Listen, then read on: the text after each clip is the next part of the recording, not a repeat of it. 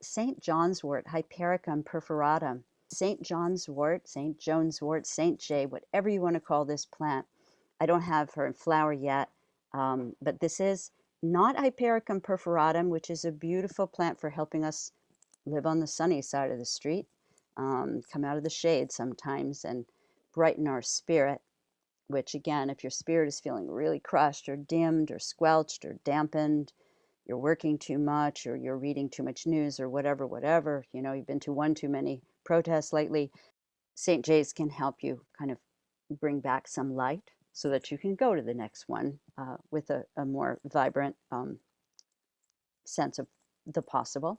So, but this is not Hypericum perforatum. This I brought in because it is, let's see if I can remember, Hypericum androsaemum.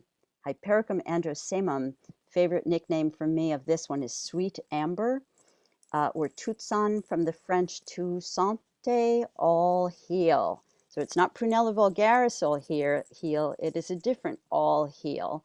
And any plant that has traditionally been called all heal is, you know that there's powerful medicine. And what I wanted to show you is that even in leaf, not in flower yet, this plant has an amazing amount of that beautiful red.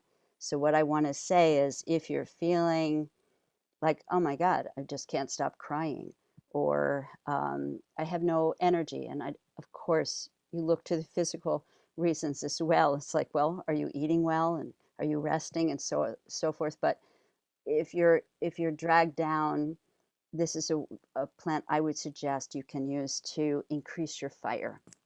It's not heating in the body. It's not like ginger heating, but it increases your fire. It increases your light.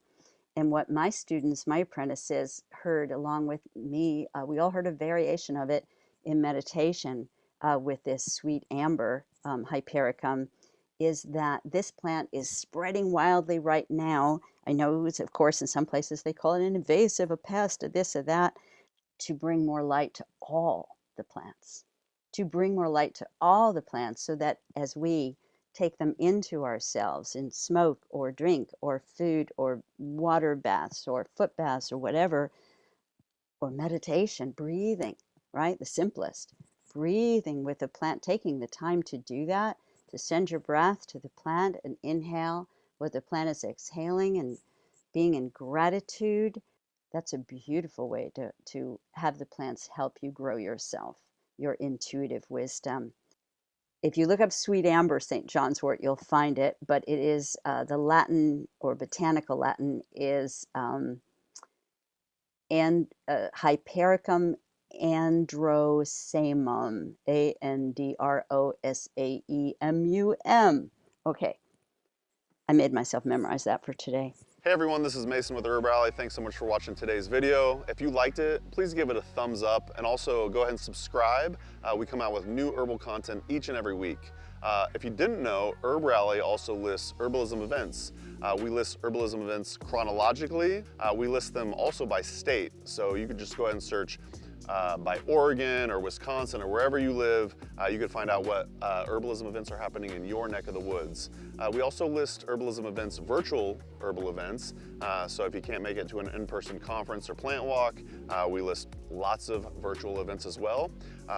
To find out more, you could go to herbrally.com/events or herbrally.com/virtual. But if you can help it, I would highly recommend trying to go to an Herbalism conference. Those are some of the best learning experiences I've ever had, and that's where you can find different herbal teachers, and then maybe you could perhaps take their apprenticeship. But yeah, just do what you can. Get out there and learn about the herbs, you know, like yarrow, dandelion, corn, you know, all the above, like all the medicinal herbs. And we'll see you out there. Hope to see you at an herb conference. All right, bye.